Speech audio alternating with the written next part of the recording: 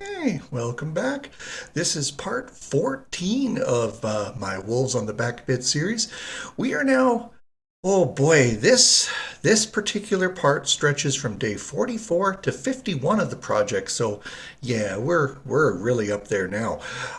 This one is this series of clips basically documents my adventures with D800 direct coloring. Now, before, I was buffering every frame's color information, like the color that goes to the color RAM later. I was buffering it so I could, introduce it when the time is right. But if I don't have to buffer it for every frame, every one of the 900 plus frames, I save 10,000 cycles, give or take, for every single frame. So I came up with a way to, basically write the D800 stuff when it's time to do it. Therefore, I no longer need to buffer it, and oh, what a savings in time that made. It put me over the top. 93% became 100%. And yeah, well, it does have its pros and cons. And in the end, well, I guess you'll see what happens. Yeah. Oh boy, oh boy, oh boy. This is, hmm. It's hard to put a finger on it, but this, I know I could have made this work. This would have been, um, looking back, I see things that I did wrong. I see things that I could have done better. Had I stuck it out, this could have been glorious. But in the end, I back away for reasons you'll see. But anyway, yes, yes, yes. Let's just get to it. D800 direct coloring. Let's follow the adventure. All right, I'll show you what I have in a moment, but here's the result. It's not complete yet. I have it rigged so basically, as you can see, no frame ups are happening during either refresh period or wait cycle, whatever it's called. In fact, I have it set up so far in a way where the audio refresh will never have a frame up occurring during that time.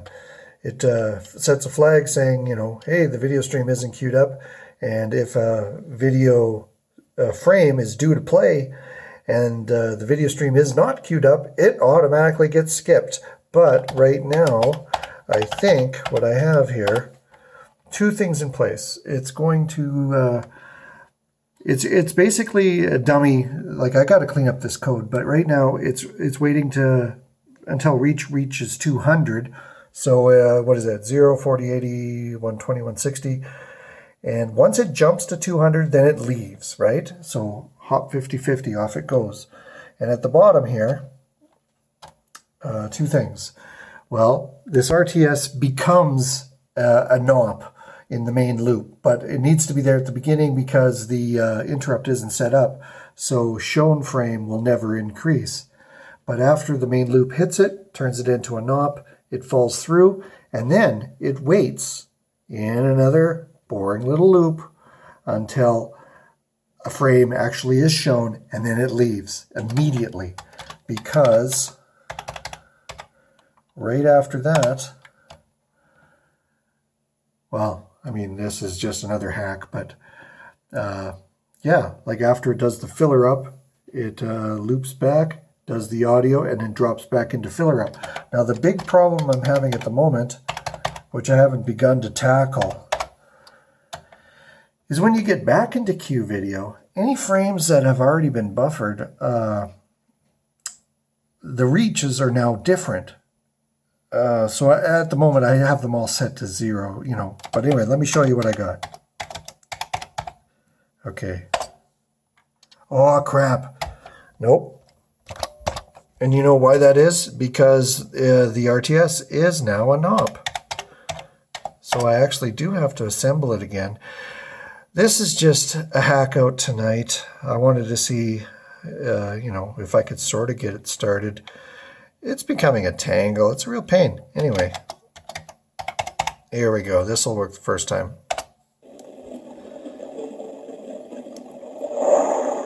But the color reach for every frame is 0. Oh, the water always tastes so good here. Which is obviously making a mess because it's not keeping track of what it should be. And you see there's some glitching here. I think it's because it doesn't actually care if it's diverting the stream on the BackBit. I have to be smarter about this. But anyway, let's see what I got.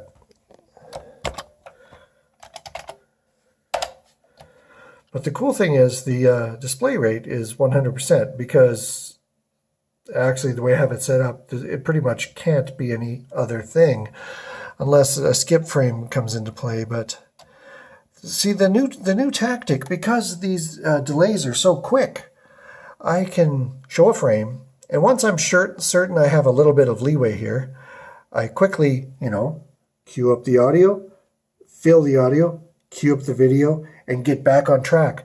Before, the whole point of having the color buffered is so I could write it while the streams are elsewhere or in the wait cycles, because 25, 30,000 cycles, that's 2 complete refreshes of the screen, right?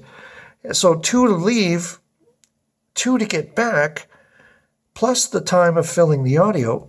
There is a lot of danger zone. You can't leave, and come back 5 frames later and expect to queue up another frame to display in that short of time. So now, once I polish this, I'm basically going to hard code it, so to speak. So it will never, I'm going to remove this because it won't even be a thing it's watching for anymore, because it's not even going to be a possibility. If the stream is not pointing at the video, screw it. We will not play that frame. And and that should still give me 100% playback unless something is slow. In that case, well, where are we? Yeah, here. If it's positive, the video cue is positive, that means not safe. If it's negative, is safe. So in that case, it will. If a frame is due, but it's not queued to the video, it's going to skip it. But at the moment, I have it set in such a way that it's going to find it almost every time. That has to be refined. More work to be done. And I'm not too happy about, this jump here, jump there, jump there, but this is during the development. So there might be some final polish in the end. But I mean, like look at this junk at the end. Like, what a tangle. But this only has to execute once. It's a mess. But, whatever. Okay, well, at the moment, it looks like I have 100% display. It's not finished. Everything's choppy, color-wise, but this number is a simple incrementing thing. 100,000 events, right? Now, let's see here. Where is that? Oh, I'm going to sneeze. Okay. 100,000 events of this. So on our way out, we're gathering the shown frame number, incrementing a what's a doodle, comparing it, waiting for a change. If there's no change, it loops and increments the what's it again. So let's think here. 100,000 is the amount of times it does this during the entire video's playback in total. I'm just comparing, actually calculating here how much time it wastes looping, waiting for a frame to get updated so it can safely exit, go get the audio, and come back. But my new plan, I'll tell you, the frame counter is raster interrupt controlled. It's like 0, when it hits 10, if a frame is ready, it plays it. If a frame is not ready or the video stream is not queued up, it skips it. It's very ruthless.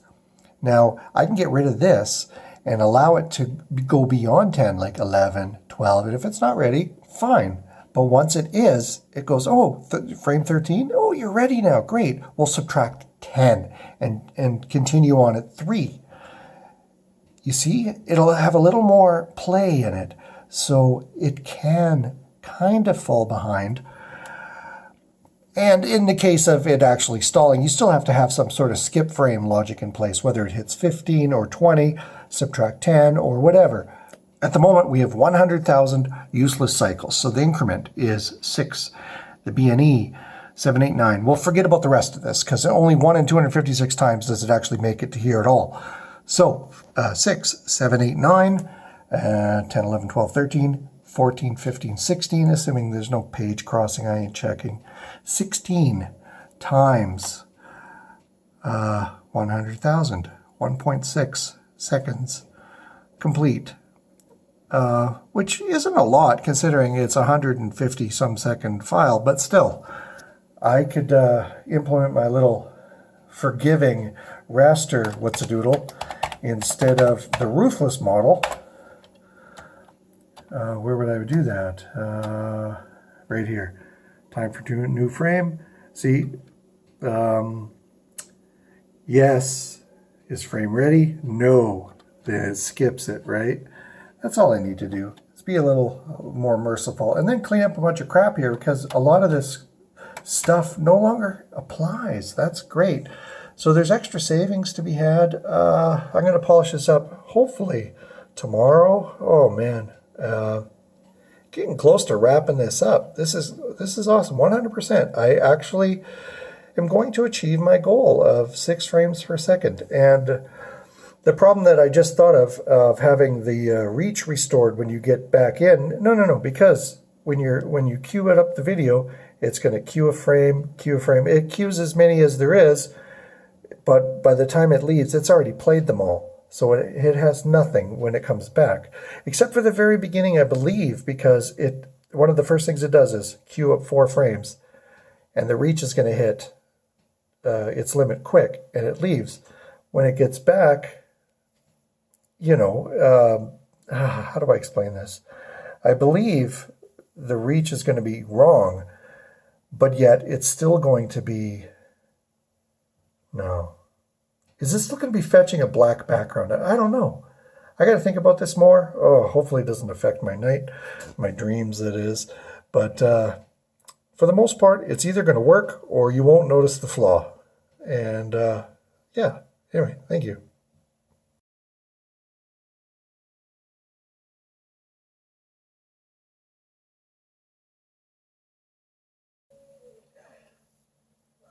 All right, as you can tell, like some of the colors are wrong.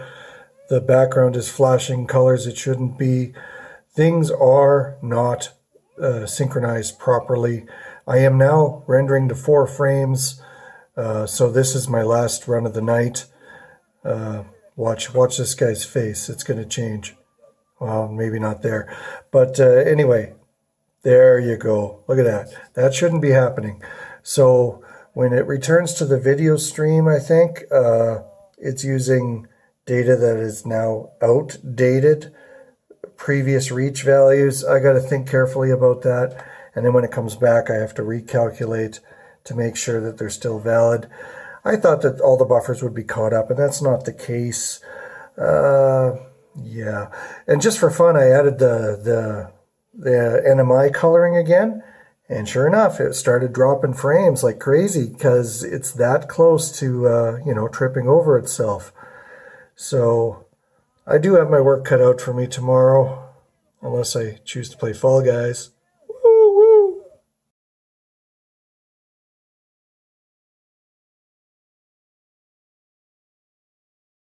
Stay home because of a stupid Tuesday. Boy, stop. Oh, good for you. You snooze, you. Yeah, something's not working. I sure could use.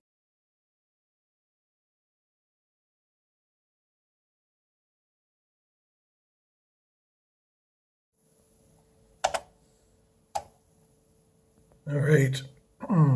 That coloring to the D800 directly is turning into a real pain.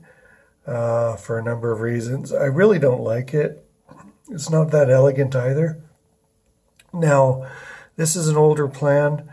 And these are just the color information only, the D800 stuff. Now, earlier I might have suggested that only the changes from frame to frame be documented.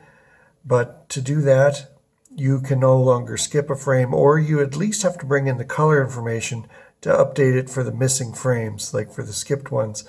And that is a pain in itself. But if there's a way, and there is a way, if this information simply gets compressed and uncompressed, like compressed in the buffer when it's read in from the BackBit, and then just uncompressed on the fly to the D800 when the time comes to display it as per normal. Now, the beauty of my current design is the buffer itself it copies 1,000 bytes blindly. So it could be reading complete crap and it won't overflow itself, it won't crash. Now, if you're dealing with compressed stuff, there is a possibility that something is going to flag itself to color beyond 1,000 and going into the D1000 area or whatever. It's going to be a mess. You just don't want to do that. But if you're careful, you can put in some precautions and still be fast. Because, I mean, I'm determined to get more than 93%, but to get 100 doing the direct D800 colors is so much work, or at least it's tough to get your head wrapped around, and I don't like it. So I after an evening of plodding with that, I want to back up a bit. Maybe I can bring in each of these color things, compress them, rewrite them to the BBT as is, and hopefully just include a little, fetch in so many groups of 64 bytes when the time comes, and uncompress on the fly, like I already said. Another problem for another day. It's bedtime. I've been pretty lazy these past few days, but I had an idea before I went to bed, so I thought I'd better enter it, and of course I've been up for, an hour or two entering this. Anyway, check this out. This looks like an off by one error. I'm really getting frustrated, but I'm getting close. Check it out. Now, it looks all pooched, right? But eventually it'll be back for about one or two frames. And then it gets out of sync again. If you notice, Wolfie's kind of scrolling from left to right here. It's a big mess, and then you can sort of make them out, and then you'll see them clearly for a frame or two. There we go. Something to do with the bitmap, the color, the video matrix. But I think it's all due to me trying to recalculate the reach, because if you're just coloring D800 directly, you can't jump over all this stuff like I was doing because it was buffered before. You kind of have to keep it in the video stream. Boy, oh boy, oh boy. So close, so close. Yeah, how close? There, see? All I have to do is pin this sucker down and success. It's not elegant, but I'm pretty much done with this project. Okay, kind of like the price or the clock game on The Price is Right. I've been moving this around throughout my code. Watch, at line 1349, this is what it does. The usual screw up, right? And, now it's playing all the frames. But anyways. Head scratching time, so we'll remove 1349. And we put it to 1351. Just on the other side of this line.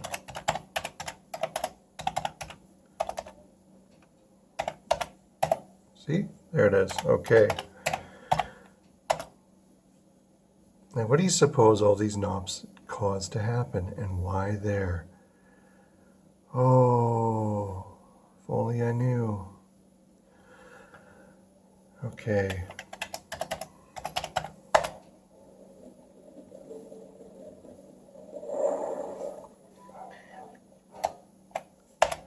I bet you we don't have 100% anymore. No, we don't. 1351. So 1351, we'll delete that. We put it back to 49.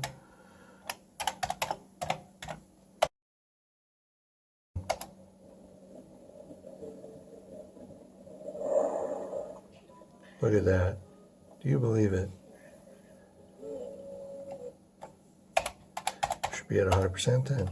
Yeah. Man, what a deal.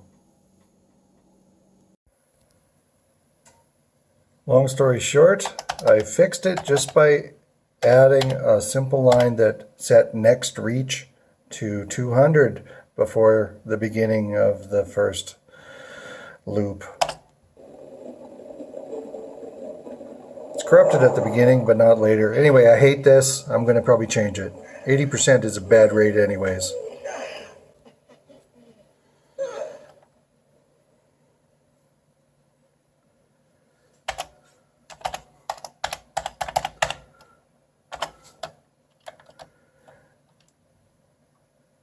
Where is it? Yeah, right here. This is what I added, this next reach nonsense, because what was happening basically wasn't working.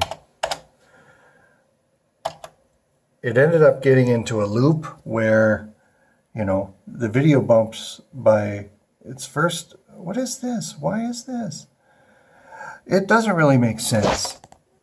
Long story short, I don't like it. It's possibly only rendering the first frame, but it's trying to, you know, oh, man, I can't even explain it right now. I'm not thinking clearly. It's annoying as hell. I don't like it. I'm changing it back.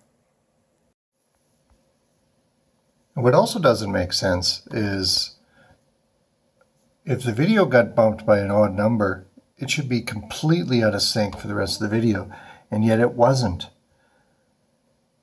With my temporary quick fix. I really don't understand this. I really don't like it because it's forcing the video stream to stay queued up to a frame just to grab the color from it later. Now, in the meantime, I've come up with possibly a simple solution to compress the color information without relying on previous frames or what's in the buffer there already. And I got a feeling I should be able to get closer to, well, I don't know, 97% with it, maybe 100. 97 is a good goal. If I get that, I'm going to call her quits. Yeah.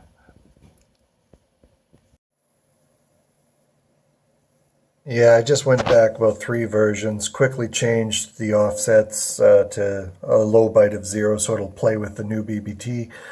But yeah, look at this. 93% is what I was getting without the hassle of direct D800 nonsense and the bugs and the extra complexity that came with it. This in its own way is elegant. And yes, the longer queue is not the worry here. The fact that it can update during a delay wait, which is great. I like this. I really do.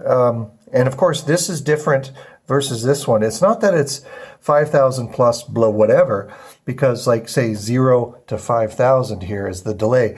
If during this delay, all of a sudden new frame gets triggered here, well, it's going to start doing it here. And the wait naturally ends here, but you know, but if the new frame gets triggered closer to the end of the natural delay, then it's going to take a little longer than it would have, because once the frame is introduced, it goes back to checking the wait loop and goes, oh, the BackBit's been back. How long has that been here? And then it leaves right away, right? So it does have its pros and cons, and this does make the most use of this potential running in a circle nonsense. And it's not, I don't have to synchronize it anymore. The way with the D800 that I also didn't like, but I had to do it to make sure it worked, is if there was any frames ready, it would wait. Again, it's a wait, and one frame could take 14,000 cycles. It would wait until a new frame got introduced, and then it would leave, knowing that, okay, I won't need to update myself for at least 10 more frames, screen refreshes, right? Yeah. This is, I'm making this more complicated than it needs to be, but I'm also learning a lot of interesting lessons. But for now, I'm going to press stop on this and go back to doing other things for a day or two. Ciao.